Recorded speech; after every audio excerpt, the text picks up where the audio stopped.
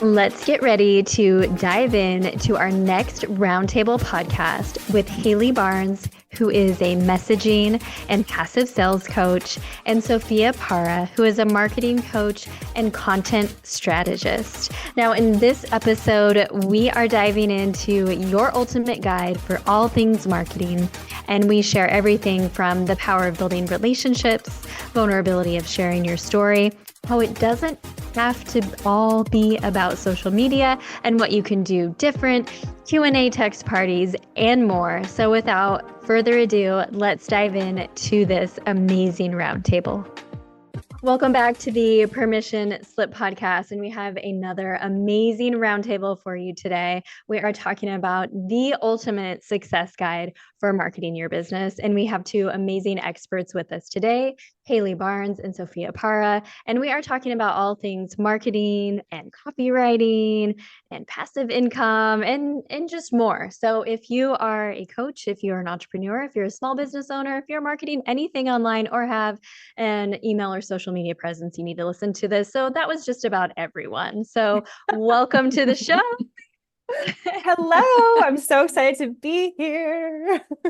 Yes, this is going to be a vibe. I'm excited. And so to get started, I always like our listeners to get to know you guys, because other than that, we just get right into the info, right into the deep dive. So Sophia, why don't we start with you? Tell us where you grew up and then where you live now.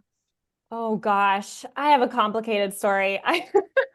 I grew up in Southeast Asia. We moved around a lot. So after I was born, I moved to Pakistan. I lived in Karachi. That's where my sister was born, and we were evacuated because of the Gulf War. And so then we went to the Philippines. I moved back to the States for like maybe a year, like maybe not even that. And then we went to Bangladesh. And then we went to Thailand. And then I graduated from high school in Indonesia. Moved back to the States to where I'm technically from, DC, but like I've never lived there. And then I moved to New York City because that's always where I wanted to live. And then I met my husband, who's British. So now I live in London. I love it. That's so Wow. wonderful. That's always a tricky one to answer, because I truly do feel like I'm kind of either from Bangladesh or Thailand, because that's where I felt the most like myself. And then now I've lived in New York for a long time. So like that's, I guess, my home. That's where I spent most of my adulthood.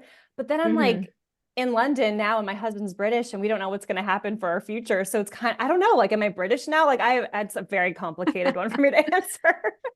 I can test that for you. Hayley loves to travel a lot too. So Yeah, that's something that we always talk about, and how much we both love Tulum. So oh, I love Tulum too. Yeah. I've just got back there from there last week. So yeah. I'm the flip side of you. So if I answer the same question, like I'm British, I was born and raised in a place called York, which is the north of England, and I've flipped it round. So in the past, maybe like 3-4 years, that's where I've done most of my traveling. And yeah, like Carmen says, I spent a lot of time in Tulum, Europe, the south of France last year, here, there, and everywhere. But I am actually maybe planning on going back to Tulum a little bit more permanently. So it's so exciting living in this world where you have the flexibility and the freedom to travel and make your own dream and pathway wherever you want to live. So that's one of my favorite things for sure. I so agree with that. I love that. We can talk about that a little bit later, about how our marketing can really help us live that life of freedom, right? So, well, why don't Sophia, why don't you share with us what you had for breakfast? Oh my God, that's such a good question. So I've just gotten started on making overnight oats because I hate making breakfast. Like I want to like just get started with my day, like walk my dogs, go to the gym, just like do things. I don't know why the act of like cooking breakfast frustrates me so much, because it feels like it slows me down. So my husband and I have started making overnight oats. And so now I get to make them the night before. And they just kind of like, sit in the refrigerator. So in the morning I can just grab it. And I've created this, I mean, it's not a fancy recipe at all, but all the flavors work so well that I'm like, I literally look forward to it every single morning. So I had that and a matcha latte. So share the overnight oat recipe. We want details. Like, what are you putting in there? I swear it's like not even fancy at all, but I do the oats, and I really like clean eating. So like there's nothing in it. There's, no fancy stuff in it. It's literally just oats. I personally like actual milk. So I add milk, we add Greek yogurt, we add chia seeds, I add raw honey, I add a bunch of raisins because I'm obsessed with raisins. I add strawberries, bananas, blueberries, although I change up the fruit every day, but that's like my favorite. And sometimes I do mango. Mango is also really good in your overnight oats. And then, and then the next day I will sprinkle a little bit of granola on top, and so good. It sounds Beautiful. delicious. I love that you're getting the extra protein in there too by adding the Greek yogurt. So that's Yes. so important. Just from a nutritional standpoint, you might try some chia seeds or some ground flax seeds too. Yeah. Oh, Little- did I not say chia seeds? I do chia seeds, but flax Perfect. seeds I could do as well. I have those. I haven't tried the flax seeds in there. So I'll add to my list. Yeah. So the protein and then the healthy fats are going to keep you fuller longer versus having more heavily on the carbohydrates. So Yeah. anyway, side note on that. It sounds Love it. delicious. And you're still on no Yeah. coffee, huh? Matcha latte. I love it. Okay. I am. May will be 1 year, and it is, Wow. I can't even believe it because I am absolutely in love with coffee. It's like my favorite thing. And so it's been very difficult for me to cut it completely, but I feel like while I'm exploring, I think you and I, Carmen, talked about this, while I'm like figuring out like my anxiety and my triggers and just kind of understanding that, I'm trying to like limit anything that like might spike my heart rate, just like, while I figure that out. And then maybe I'll like find an alternative or something else. But for the time being, my husband and I are both like staying off coffee. Part of that is also because we're trying to get pregnant. So I know I'm gonna have to cut it anyway, and I don't want to like, or that's what I've been told anyway. I don't want to like get back into it and then suddenly have to cut it again because that's how obsessed with it I am. So one thing that you could try, my friend Sophie Jaffe owns Philosophy, and they have a superfood coffee. So you can add it to your coffee, or you can just make it straight. So it's like cacao, coconut butter, and some of their superfood Ooh. honey. And it is really, really, really delicious. I'll put it in the show notes, but for everybody that's listening, but you'll have to try it. So That's so good. yeah, Philosophy. It's so good. It's so good. Hayley, what did you have for breakfast? Well, I am gonna be the anti-nutritionist breakfast here because I've been in That's Mexico okay. for 2 months. And I'm like, I don't know if you would know this, but when you get back to England, sometimes you crave the English foods and the stuff that you grew up with. So I decided to make myself some beans on toast, which maybe, Carmen, you don't even know what that is, but it's such a staple here for breakfast. And it is literally just like obviously bread for toast, and then we have like baked beans, but it's in like a tomato sauce. So it's not like it's a little bit sweet. And I just really craved that this morning. I thought, do you know what? I've had Mexican food and healthy food for the past 2 months. I'm gonna do it.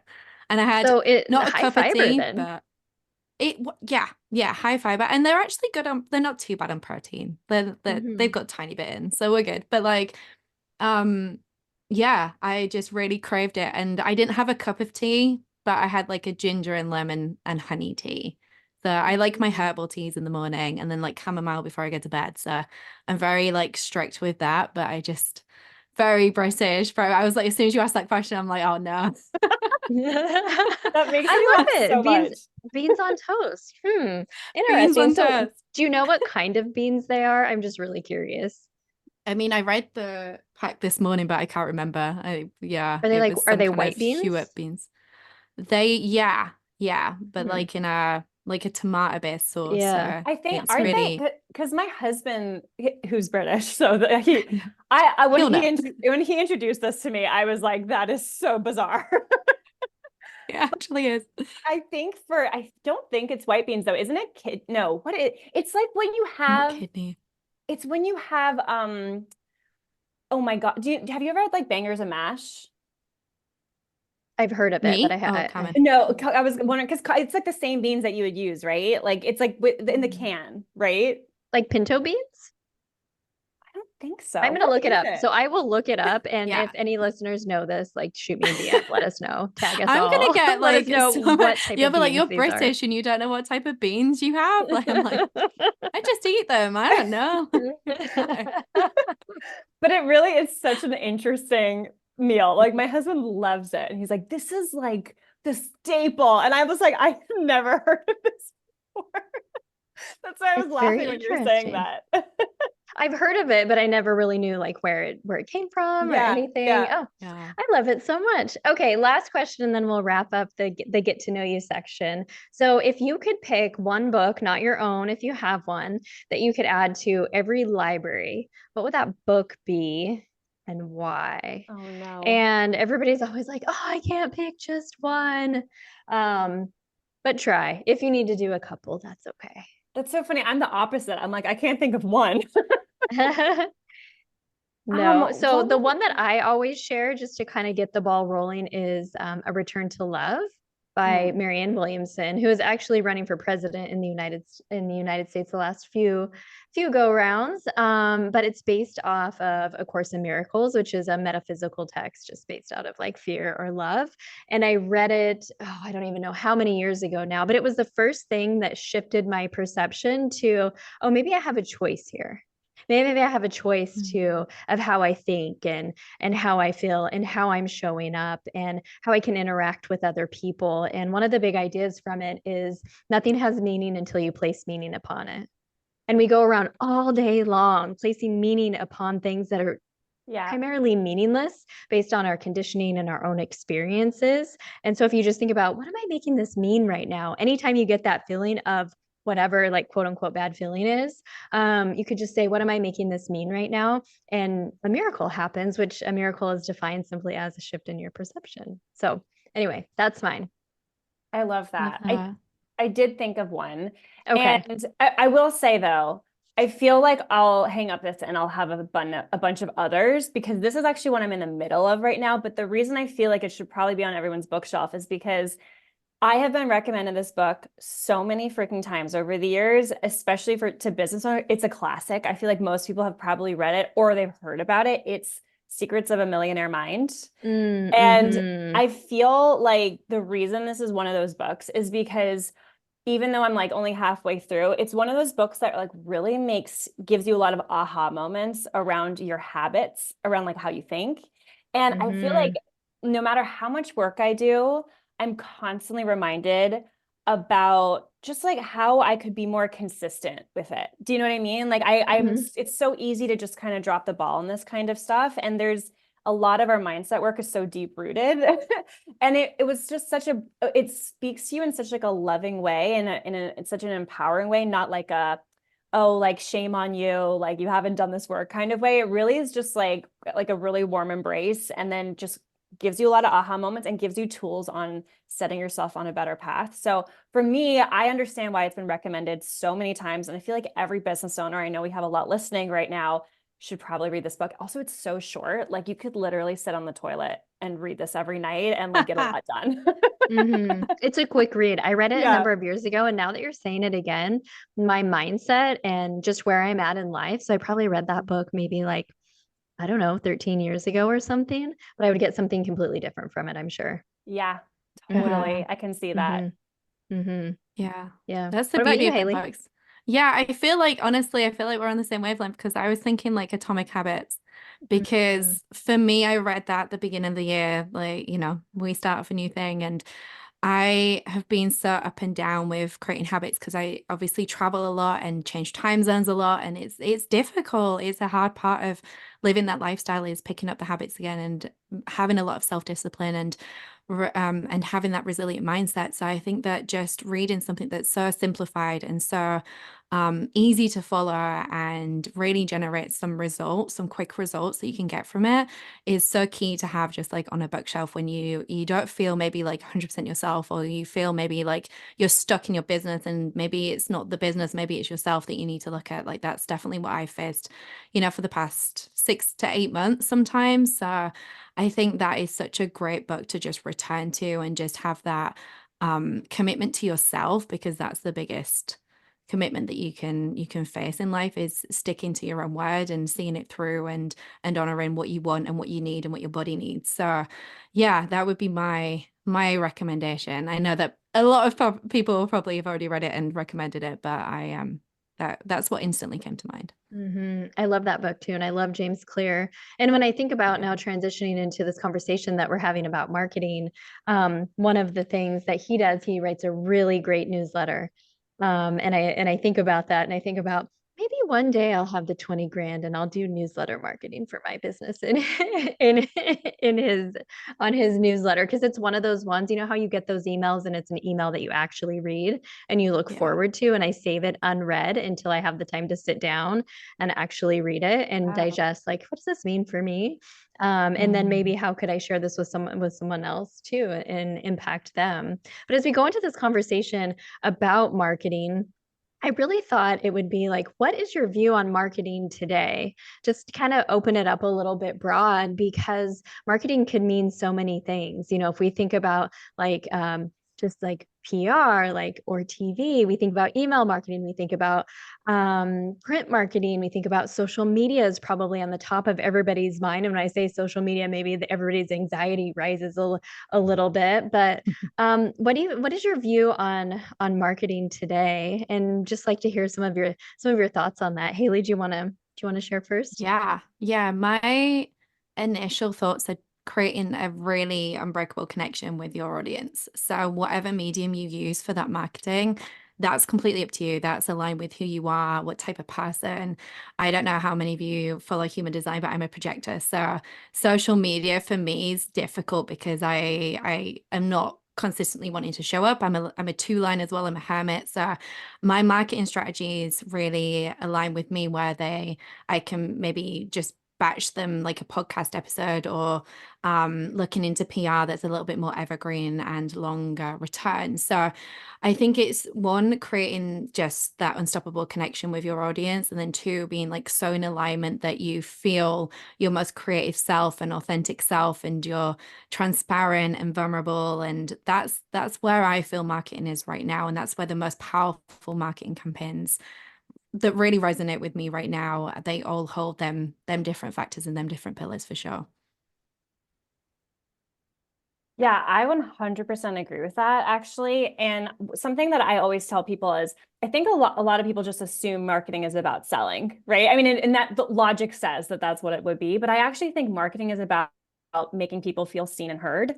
And if we've changed the lens around that and approach our marketing, making sure that all of our ideal clients and all of our ideal clients that we're trying to grow by, but also the people directly in front of us, if our objective is not necessarily to sell to everyone, but to make them feel seen and heard, there's so many opportunities that can come from that, right? People will want to shout your name from the rooftops because of how they feel held by you. So current clients will want to spread the word about you. New people who have never even worked with you will fall in love with you and want to spread the word about you. And then everyone else will want to work with you, right? So regardless of the path you go down, if we are thinking about making people feel seen and heard, there's just so much more opportunity there for both you and for your business. And so I think that really comes down to, again, the content that you're sharing, which Hayley described really well. I completely agree with her. And then also how and if you are building relationships with your audience and what structure you have in place to actually build relationships. And for me, relationships is not just about content, it's about actual conversation. And I think that more than anything is really about our marketing these days. And I also think that's the part that people tend to forget. Yeah, for sure. I love that. And really good segue into the next question I wanted to ask. But what I heard both of you say was aligning your messages with how you want to show up and how you can show up the most authentic and vulnerable, so that it connects with the right people and you're helping them feel seen and heard, and almost like, oh my gosh, are you in my head? Like this is my person. They know me and I want to connect with them because they see me and I really want to connect with them. I agree. Relationships are 110% the place to be. But talk a little bit more about, where do people make mistakes? Where do people fall short with their marketing? It sounds like you were going to go into that, Sophia. Yeah, I feel like I could literally do an entire day on this. But I do feel like the number one thing, and I kind of just alluded to it, was that we're forgetting to think about how we're building relationships. And here's what I mean by that. Because even when I say that, people are like, what do you mean? I share a post, I have a call to action, but no one replies. So what can I do about that? Do you know what I mean? And I'm like, okay, honestly, if I were to give you $1 million to try to figure out a way to create relationships with your audience outside of just dropping a call to action, I'm pretty sure you would figure it out. Like, we know how to create relationships with people. I feel like what we're doing is we're not like thinking outside the box, right? So for me, I think about, we have events for launches, right? We literally have sales events where we do a webinar and then we put on the webinar and then we sell to them. Like, we have events built around our sales process. We have events built around our growth process too. We do summits, we do bundles. Like, we actually create these structured pieces of marketing to grow our audience. But we do not do that with our nurturing or with our relationship building. We just think all we have to do is throw up a post, make it really good, and then everyone's going to love it, right? We're not actually putting structure around how we are building relationships. So like, for me, I could literally go on and on about different kinds of relationship strategies, but and like, for example, Carmen, one that you know that I talk about a lot, so I'll just mention it here, is like, I have something that I call Q&A parties, right? And the whole point of the Q&A party, it's not to sell to them, it's not any of that. It's to have a conversation around what they're looking for, what they need. I get market research done. I can point them to things that they'd be a perfect fit for, and I could just talk to them. I can listen to them. I can understand what they're going through, right? So for me, I think the biggest mistake people are making is we're thinking about how we're making sales, we're thinking about how we're growing, but we're not really thinking about how we're building relationships. We just want the content to do all of the work. And while the content can do a lot of work, right? I think that we need to understand how to take that further, especially today when there's a lot of fucking good content out there. You know what I mean? Like, how can we use that content to take that relationship to the next level and truly create a conversation, even if that means we start the conversation, we make the first move, versus just waiting and praying and hoping someone replies to a call to action. So I feel like for me, even though that could be like a whole conversation right there, that is the biggest, well, that is one of the mistakes that I see. So I love that you mentioned that, because relationships are like, that is the cornerstone of my business, is building relationships. And I do want to come back to that a little bit, but Hayley, what would you want to add to that? Where do people fall short?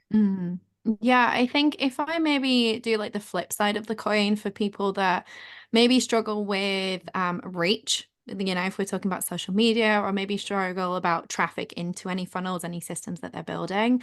And like building relationships is so key. But if life is lifing and you've got like 20 billion things going on, like, how do you become unstuck past that? Because a lot of that is time intensive, which we all know, and that's why we run a business and why we dedicate our existence to running this business, right? But I think as well, a little thing that I've been thinking of recently, like in the past couple of months, is we are so fortunate that an online business has such low overheads, and we can have really strong profit margins, and we don't have to buy brick and mortar, and we don't have to go and buy loads of stock. And we're so lucky that coaching is literally just like a Zoom subscription or a couple of SaaS subscriptions, and we're good. And I think what that sometimes can cause is this fear of investing, or this fear of actually taking on support so that you can build these relationships and you can input a lot of traffic into your funnels and you can get more reach through maybe even paid ads, because there's like a little bit of resistance into actually investing into a marketing budget itself and seeing your business as, okay, we need a marketing budget, maybe we need an ops budget, maybe we need a HR budget. And I think that sometimes like that, especially with people that I've been speaking to, where they've thought, like they've been scared to hire. I've been through it for myself, where I've been at the point of burnout before even thinking about hiring someone. And I think maybe if we had that permission slip to have that support in place and have these budgets for marketing, for HR, for things like that, and saw our businesses more as a collective business, that this relationship task would be a lot easier for us and a lot more sustainable in the long run. So I just wanted to hit like both sides of it. Like, yes, 100% we can do the relationship building ourselves. Like, that's absolutely possible, and you can thrive and grow an amazing business doing that. But also, if that fills you with a little bit of overwhelm, or you're a little bit scared about that right now because you've got 20 billion things going on in your life, as I keep saying, that it's also okay to have that level of investment into your business and to view your business as that whole entirety, where you have a marketing budget and you can have a social media manager or a DM assistant or a paid ads team that can actually get you there as well. So yeah, I thought that I was a love that good you one. mentioned that. I was thinking about that the other day. Is each time I invested in myself or my business, I can see such a considerable return on that. When you go all in and when you say, okay, I'm doing this and I'm going for it, whether that be getting coaching for myself, or, Hayley's worked with me on a number of launches for our coaching academy, or whether that be hiring an assistant or an operations person. I've seen definitely where the ROI has been really, really big.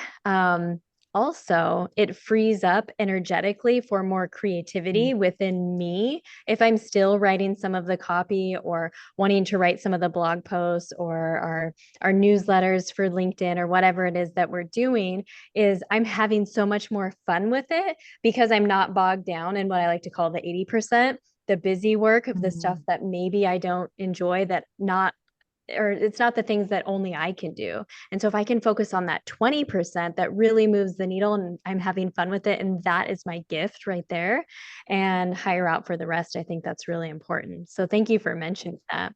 But I wanted to go back to this Q&A party because I do want to talk about some specific strategies around how to connect with more people. And I heard you talk about this on our friend Ellen's podcast, Cubicle to CEO, and you shared about this Q&A party, and I just went right with it and I tested it out because I thought, you know what? I have a text list and I want to talk to them more. I text them every day an affirmation, a journal prompt, something really, really inspiring.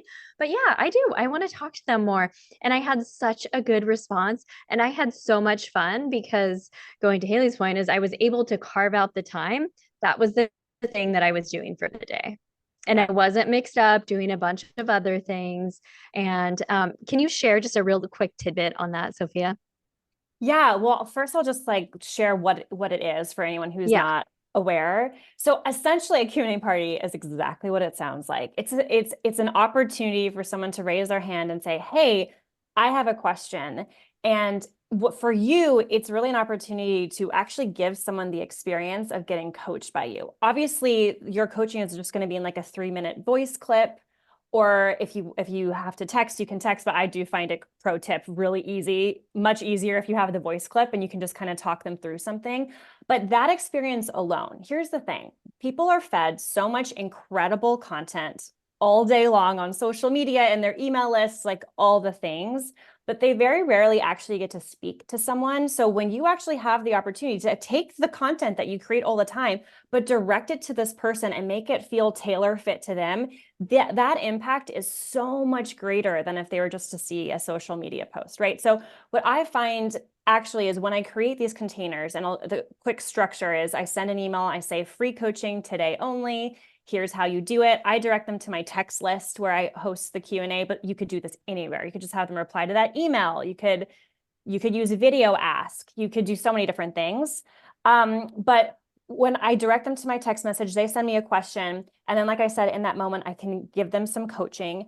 And for them, they feel truly seen by me, right? I can actually support them and help them take that next level. And my conversion rate last year was almost 100%. One person did not.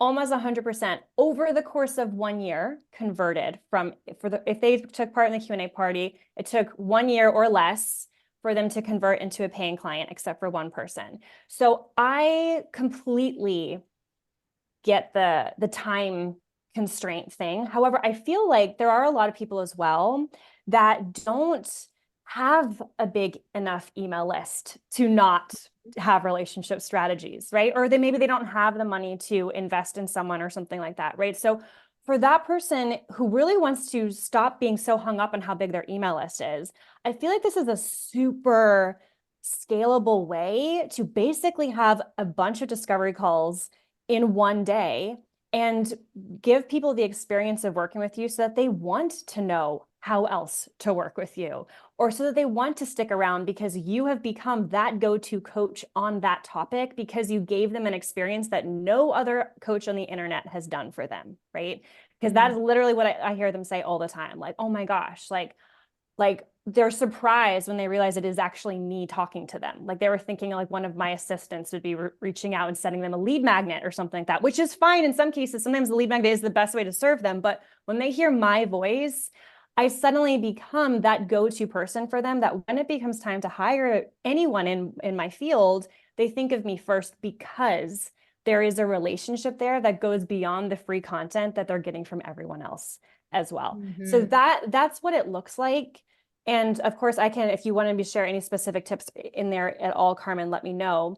But I hope that gives people a framework around how they can take that one strategy that I use in the text list and apply it in so many other capacities too. I love that. I'm just obsessed with relationship building, and I'm obsessed with things in person and trying to figure out how can I connect more with people when I'm not in person with them. And so this strategy was really big. And I just pulled up on my phone and I went to read. I took a screenshot of a couple of the messages, but if you're thinking like, oh, I don't know if I want to do that. And if you want all the details, I'll link to that particular podcast on Cubicle to CEO that Sophia was on. But the person said, "You've really helped open a new perspective. Thank you again. I hope to be invited to your next texting party." They were so excited.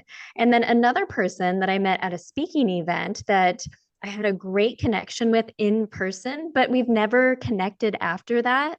He said this, "Thank you for this. You know, when we met in Portland, I felt a connection with you and with coaching and a desire to explore that. Thanks for giving me some things to think about in this interaction. I really appreciate you and your time. I'm carving out time this weekend to really think about this. I'll check your calendar and so we can connect again in the future." And so it was just so beautiful. And I highly encourage everyone. This is something within my coaching academy that I talk about all the time. It's like not just doing a post, but going in there, seeing if people are liking your post, going to those people's pages that like your post, interacting with them like you wouldn't just, if someone walked up to you on the street and said, "Oh my gosh, I love your shirt," you wouldn't just turn around and walk away. You would have a conversation with them. And so it's thinking of it just like building relationships. 100%. Hayley, for you, I know you do a lot with email marketing. Do you have any tips around relationship building through email? Yeah, I mean, the biggest thing, and I know that this worked really well with you, Carmen, when we played around with it, was telling your story. Literally just telling your story, not in a business capacity, but in hey, here's a health situation that I had to overcome, or here's like a family dynamic that I had to overcome, or it doesn't even have to be a negative thing, but here's like a really funny story that happened to me at the airport today. Like, what's that? Right? Like just literally being human again, creating a relationship through telling stories, because we all sit and we watch Netflix. We love stories. Like the human race needs stories to survive. And I think that really embedding storytelling in your marketing, regardless of the medium, but especially email marketing. So if someone is anticipating your name dropping their inbox, and like Carmen, you said, like leaving them unread, so you have like a minute to read them, that's going to come through someone really getting to know you, to know like you, trust you. And that all comes through sharing your vulnerabilities and sharing your strengths and sharing your just really funny anecdotes once in a while.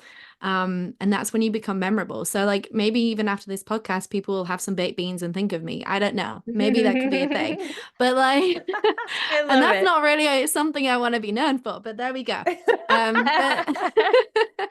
But it makes you human. It makes you human. Exactly. Yeah, exactly. And then you'll be known for overnight oats, and we can jam off that. It's all good. But yeah, just really sharing some amazing stories. They can be big, they can be small. There was a event that I did really recently with a membership that I run called Be Seen, and it was about visibility, and my teaching on that was all about storytelling. And I think that what holds especially women back a lot of the time from telling their stories, they feel they have to have a massive event happen, or like even trauma, or like something that's huge to be able to tell a story. And really you can tell any type of story. It can be humorous, it can be shifting perspectives, it can be anything. It can be watching Love is Blind at the weekend. It can be anything. As long as you're authentic and, you know, vulnerable and you bring some value through that story. And yeah, I think it's just such a powerful way through email marketing, because it's slightly longer form than obviously we get on social media or even video content where people's attention spans go after 10 seconds. I think it's really powerful to do for email marketing. I love that. I think it's powerful to do when you're speaking in front of people, when you're email marketing, social media. And so that made me think of another question then, Hayley, is something that you're great at. And I know that you do this for your clients too, like for your VIP days and things, Sophia, is what are those questions? If you could give us a few really good questions that you ask your clients to, like if I'm your client, to help me really think about what is that message that I want to bring? Who is that person that I'm speaking to? Like, what are those questions? Is it a question about my story and being vulnerable? Is it a question about what I'm passionate about? Like, what are some questions you ask your clients for them to really elicit like what's truly inside of them that they want to get out? Huh. Yeah, I mean, I used to spend a lot of time copywriting, so my questions would be very vast. But if I'm sticking with storytelling, I do have this framework to draw out the really important, relatable stories that are relevant to offers or your business or what you're going to be selling. So it's really just identifying, you know, where someone was right at the beginning of their journey, before they made that shift in themselves, shift in perspective. They had a trigger that maybe brought them into a new way of life. So really thinking about where they were and using sensory language as well, like getting them to expand, you know, what was that moment? How did it feel? What could you smell? What could you even taste? What could you see? Like really bringing sensory language into storytelling is super powerful. So I use prompts to enable people to do that. So then when they give me the copy, it's like, oh, you've done 90% of it. Thank you so much. Um, but also like just really drawing out, like I think a lot of people get overwhelmed with telling their story and they can add a load of bits in that sometimes aren't relevant. So having them prompts of the beginning, of the aha moments, of any other obstacles post that aha moment that they have, because it's not just a clean sweep from that moment, right? We all have obstacles that we face each month in and out, like in all of our businesses. And it's not just a linear trajectory once you make a decision to change your life. So really just asking what these obstacles are when they come to fruition, and you know, like how they're going to be able to be persistent with that as well. So yeah, that's the framework I use for storytelling. It really helps draw out some relevant topics for my clients. I love that because stories is what connects us all, right? I always say that vulnerability is the most magical part of our human existence, but we all want to be seen, but it's like we're hiding in plain sight because we're all scared of what people think or what's going to happen if we share our story, or maybe something that I used to think before was my story is not valuable enough to share. Mhm. And like Exactly. comparing, and that's not even a thing. Yeah. Everybody has a story, everybody has a way to connect, and I want to hear everybody's story. And so there's so many key moments there though, is the sensory of really like how you were feeling and what you were going through and what was happening in your environment, what were the obstacles, and then what was the aha moment, and then what was after. And so that can be really broken down into a lot of different pieces of copy, right? Like what would you say Yeah. about that? Oh, What could you do 100%. with Like you that? could probably draw, yeah, like 100 different pieces of copy from that. So Mhm. doing that one exercise that maybe will take you an hour, 2 hours, if you're really involved in it, you can start with drawing like different hooks, different ideas to create copy around. And then obviously in terms of if we get our marketing brains on and we think about, okay, what do I want to sell this month, next month, the month after? Like what stories are going to relate to this launch that I'm going to be doing in 3 months' time? Okay, let's start telling that, you know, a month before and start warming the audience to understand that this is who I am, and then the offer just makes sense when it comes out. So yeah, you can do that exercise every year if you want to. I know sometimes your story doesn't change, but sometimes you have a different perspective if you've grown as a person as well. So yeah, it's a really powerful thing to do. And I love that you said that, tying it to strategy and using it as appropriate throughout the year. Sophia, what Yeah. would you add to that as far as questions?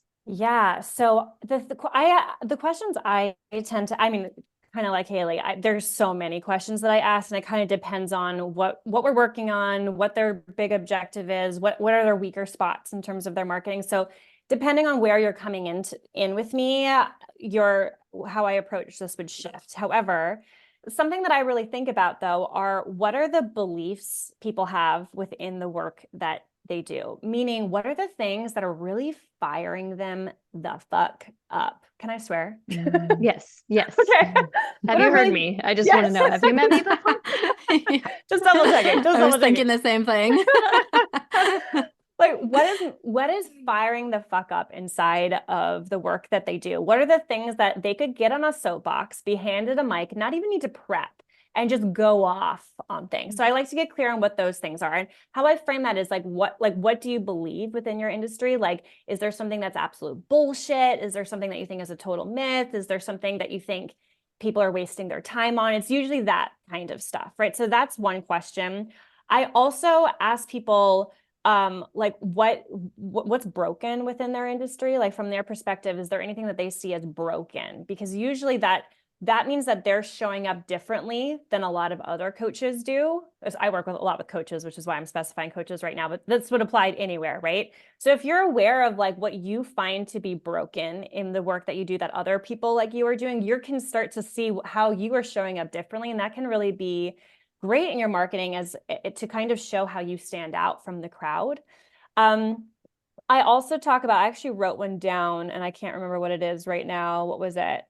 Oh yes, I remember. I was like, oh, don't forget to answer this. And of course I forgot this one. Mm-hmm. What is something that you just wish your clients would know? Like if only they woke up and committed to this, or if only they believed me when I told them this, it would literally change their freaking life. So I always ask, like, what is that thing? Like, oh, you just wish you could like lovingly shake some sense into someone and tell them this. What would that be? So I ask those 3 or 4 questions. And usually from there, because when I ask, what are your beliefs within your industry? A lot of people are like, well, what does that mean? So those are the questions that I ask to get closer to their beliefs. And then we write them all down. And what I find is people have, let's say, 6 to 12 super strong beliefs, and they're all aligned with what they're selling. They're all aligned with their, like, the message that they want to put out into the world. So that's usually where we start creating content, from the beliefs that are firing them up.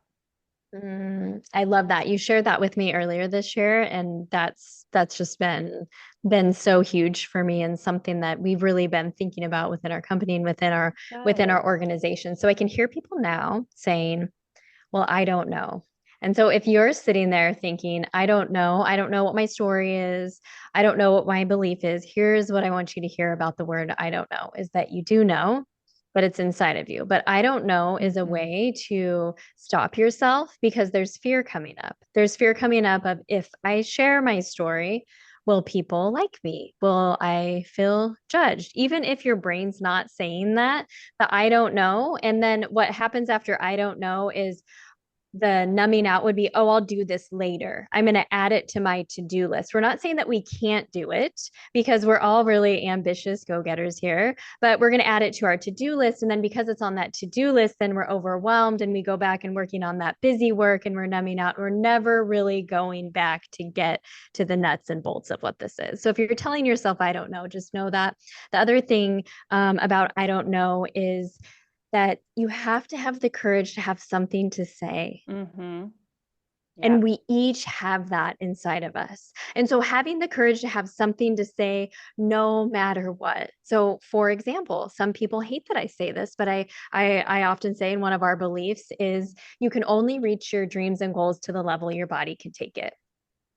So if you're choosing to not take care of yourself, you're not going to be able to get there. Yeah. And I could talk about that, just like Sophia was saying. I could get a mic and I could talk about that for hours and hours and hours and hours, because it's so true.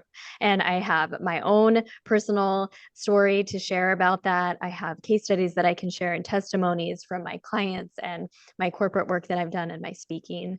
And so if you're telling yourself, I don't know, that's BS. You need to push past that. And in this moment, like, know that you have the story, know that you have the beliefs, and know that there is something inside of you that is unique and the world needs to hear it. it needs more of you. So thank Yeah. you so much for sharing that. You look like you might have something to add. Yeah, it's so funny because you're just illuminating something in me that I actually kind of heard Dr. Phil say this on a podcast. And Dr. I Phil, know it's yeah. so random. He was talking about a relationship, something it was unrelated to marketing, but I was like, wait a second, that's kind of like something we should think about with our marketing. And the Oh. question was, what are you afraid to own? And in his context, it was just like this person knew that they had done something wrong and they were trying not to own it. But in our context, I actually think it's like people are afraid to call themselves experts because they're afraid of sounding arrogant. And yet, who is going to hire someone who doesn't feel like they're an expert in the thing that they're selling? Do you know what I mean? People are afraid to talk about the incredible results people get because they don't want to sound braggadocious, right? But also, like, talking about the results that you get is what's going to make it clear for me when it's time to hire you. Because if I want those results, I know to pay attention if you're already getting them for other people. So I feel like when I ask myself, what are you afraid to own? What are you afraid to be public about? Like that, a lot comes up for me that I'm kind of hide behind, or I make my language a little fluffy or a little vague because I am afraid it's going to make me come off a certain way, you know? So maybe Dr. Phil might help you with that one too. I love that. So everybody, what are you afraid to own? And if you sit with that and you come up with something and you post that on your Instagram stories and tag us, then I will definitely send you something, because that's big. And that is really shifting from that I'm going to be doing it, I should be doing this, to I am taking action and I am moving forward. And that's what this podcast is all about. And I love that you said that to be an expert, and both of you are experts. And so I'd love to hear from each of you a case study, a client testimonial, one of your favorite businesses, people that you've worked with. Why did they come to you? And then what was that secret sauce that you helped them with? And what was the end result of that? Anybody can jump in if someone has a favorite. Hayley, you got a favorite? Yeah, I mean, I have so many favorites, you know, Carmen. But I think the one that comes to mind, just because I'm like very much in the membership space at the moment and very much in the passive marketing funnels at the moment for low ticket to synergetically filter into high ticket, is a membership that I helped build. I think it was 2 years ago now. And it was for a community that was so powerful. Like, they were women led, they were incredible, they hosted events, they were really magnetic. And this membership was just, it flew from the get-go because it was just so needed in that space, and just so many amazing women could connect, and it really served the purpose of what was just truly needed. But what was amazing with it was, you know, seeing the impact, you know, of having this membership, of having this community, and being able to provide so much value and so many guest experts, because it was a low ticket paid. It was also bringing in, it was a great ads campaign. So it was bringing in a lot of people that weren't necessarily aware of the client that I worked with and could feel really seen and heard, right? And they felt that instant connection with the community and her as a coach and a mentor.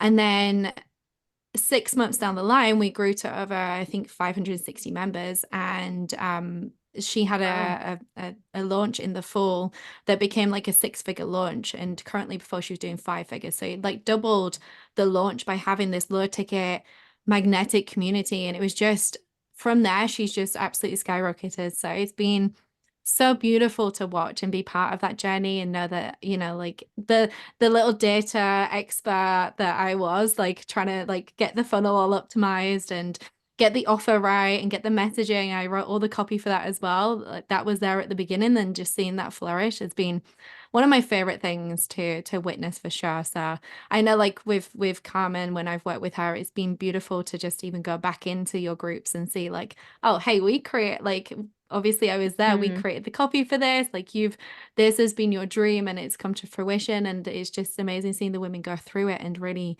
change their lives and change everybody else's lives that they're working with as well. So yeah, I love That's that. key now. And when you, just for the listeners, let's get a little bit of Mhm. like tangible information. So for the woman Mhm. that you worked with that built the membership to over Yeah. 500, that's huge, by the way. So Yeah. some people might not know, or I think low ticket and high ticket is different for everybody. Everybody has a little bit of a Yeah. different definition. I mean, we have an idea of it, but when you say low ticket, how much was the It was offer? $25 a month.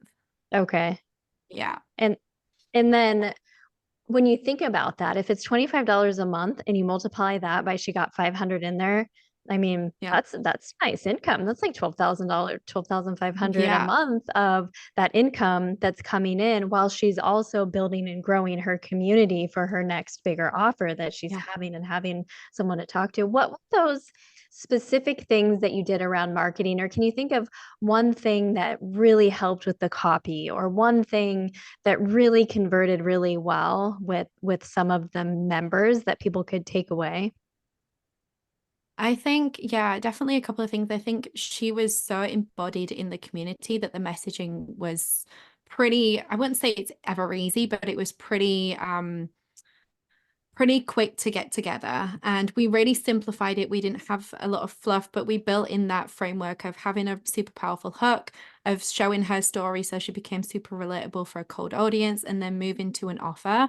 So that was the framework that we used for the ads, and they were really, really successful ad campaign, like pretty much straight off the bat, maybe a couple of months in. And then I would say as well, the onboarding process to get this cold traffic that never knew her community, to get them actually into the membership, to get them engaging straight away, like dropping a picture of themselves, saying who they were, introducing themselves, having everyone comment.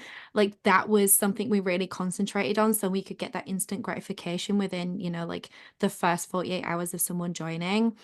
That was another really powerful movement we made for the membership, which meant that retention was a lot higher. So an average membership retention is around 3 months, and she was seeing maybe like 5-6 months, which is going to help anyone grow momentum as well as not have to spend so much on ads. So it's a Yeah, I win-win all love that. around I for think we everyone. forget on that engagement piece. Even Yeah. if like maybe we just create our first, freebie, and we're giving it to them and sending it to them, and maybe we have a few emails set up for a nurturing campaign, but how are we getting them to engage? Going back to what we were talking about with relationships, is that engagement, is there engagement at all levels, where I love that this is wrapping back to people feel seen and heard and connected Yeah. with us. Mhm. How important that is. Thank you so much for sharing. What comes to your mind, Sophia? Yeah, to be honest, this is a tricky one for me to answer only because I help people in such a variety of different ways. Like they come to me, I hear them out and figure out where they're at. And I focus mainly on organic than I do paid. So Okay. there can be a variety of things. However, there is someone that comes to mind that I really did love this story, because how it started was Sophia. Well, let's start with, she hired me. I had been working with her for a couple of years, so I really knew this person, and we started just working on content together, right? Like this was back in the day when I had my agency, so I was creating at that point social media content for her, and so my big objective is putting stuff out that felt like her, that she felt excited about, that increased her engagement, and that was just creating engagement. And that was my entire job at that point. Now, there was a point when I started moving into coaching. So I was not just doing the agency, I was kind of transitioning out and I was doing coaching, because I was seeing a lot of people do this work and create these really powerful messages and create this really great content, but it just stopped converting in the way that it had been. And I was already getting really hyped up on relationships at that point. I was just like, what are we doing for relationships? Like, don't just think about the content. Like, how are you connecting with people? I was already getting really hyped up on that. So she came to me and she was like, Sophia, I don't get it. I've been doing all the things that have always worked, but I see people clicking, but they're not purchasing. I see people looking, but they're just not taking action. And so this person comes to mind because I'm hearing that again right now. I'm hearing that a lot right now. Like I'm doing what used to work and it's not working. Raising my hand. Yeah. I mean, I feel like everyone I talk to is experiencing a version of this, right? And interesting, I just spoke to someone, we could talk about this later. I just spoke to someone who does astronomy for launches, and she explained why this is happening. I was like, damn, that's pretty interesting. So Eclipse season. if we want to, Oh. Oh. So I'm Anyway, hearing another podcast. Yeah. We're I'm going to do a hearing this- podcast within a podcast here. Yeah. I know. I'm hearing this a lot is what is my point. So I was like, okay, let me think about this person, because she came to me and I was like, all right, let's slow our roll here. Where have we communicated with people in the last, let's say 6 months, right? Like, where have we communicated with people? And she's like, well, okay, so I have the social media, so I have my DMs. I was like, okay, think beyond that. Think beyond social media. Like, where else have we been communicating with people? And she's like, well, I've had discovery calls that haven't converted. I had a wait list. I did a survey. So she had all of these things that she had put out into the world to collect market research. I was like, all right, let's send a personal message to each of those people that took part in that. And let's say, hey, I remember back like 2 months ago, you and I had a conversation about XYZ. Did you know that this program is finally out? Because I think it's really going to help you with that, or something like that, right? So it was a reconnection after a connection that she'd already been thinking about. And we did that with the wait list, the survey, the DMs. We just really focused on this for probably about 3 hours one day. And again, this was supposed to be a 6-figure launch, and I think she was at like 12K. So we had a lot to do, right? And so we're like, okay, that's our job today. We're going to follow with everyone. We're going to touch base. We're going to see how we can support them. And we're not going to get obsessed about, in this particular instance, the numbers. Like, we're just going to think about the person behind the number right now. And she had a whole plan B with a whole email sequence that she had ready to go to sell this program, but she ended up selling out like within that week, just from following up with everyone. And she didn't need the email sequence. She used it for the next launch, but that one she was like, well, I guess I don't need this plan B. I'm going to use it for the next one. And so for me, I feel like there's a great reminder for people that if the typical things aren't working, like, of course, sometimes there are genuine issues. Like, the world's a little crazy right now. Things are really freaking expensive. Is there a war? Is there not a war? I mean, there's like all this crazy shit that we hear on the news. And I get that people like are going through their own, like, fears around spending money right now. And we have to make space for that, because those are valid concerns for some people, right? But relationship in those situations always wins. So when there is something that is not working for whatever reason, you can always lean on relationship, because even if it doesn't convert for you in that moment, that time that you spend with someone can convert on the next one. So for me, I really like that story, because it reminds us that the strategy was a simple follow-up. There was nothing needed except a message saying, hey, I see you. I'm still thinking about you. And I thought of you for this. No pressure for me whatsoever, but I just want you to know it existed. And that was all that was needed. So I like that story, because I think it simplifies things a little bit and makes people who feel like they have to make it fancy see other options when the fancy isn't working. And hopefully it does. But if it doesn't, at least you've got that. And going back to what you said about relationships too. Yeah. When you follow up with someone and you remember, that's why it's always so good. Whatever type of business that you're in, you're selling something. And so keep track, keep notes of your clients, whether you're selling to a consumer or selling to a business. I think about what you just said, and I think about for my B2B business, where we offer corporations and small business leadership in life training for their employees. And recently there's been a slowdown where everybody's like, oh, we want to do it that fiscal year. So basically like Q3, Q4. And so the beginning of the year has been slower. And I reached out to my relationships, the business owners that I had, the nonprofit agencies that know so many people that get donations from business owners, asking for help, asking for referrals. Hey, do you know anybody that is XYZ? Guess what? It works. But if we're just, let me write another email, let me write the next greatest thing for LinkedIn for my B2B business, So if you're listening to this and you're like, oh, that doesn't apply because I'm not a coach, like, this applies for everyone. Keep really, really good notes. It's called a book of business. If we want to go back to like old school ways of keeping track of people and conversations that we have. And if it sounds like a lot of work, it's not if you just do it right away. So if you have a conversation with someone, take 2 minutes, do it right away, do it to completion, make a note. What was the date? So you can remember and you can follow up with them again. And if you keep track of this for the lifetime of your business, I have this for like a decade. of connections. And so now it's even encouraging me more to go back more. So I love that.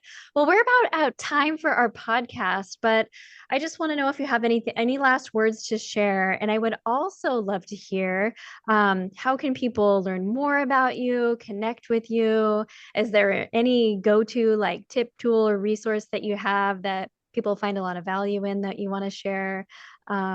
Please share that. Hayley, what do you got for us? Yeah, I am mostly on Instagram, even though it doesn't look like it sometimes. But you'll drop all the details in the show notes, please. Under I am Hayley Barnes. And yeah, at the moment I still have my encore replay from the Visibility Festival that I did last month, which is actually a collaboration of 9 women.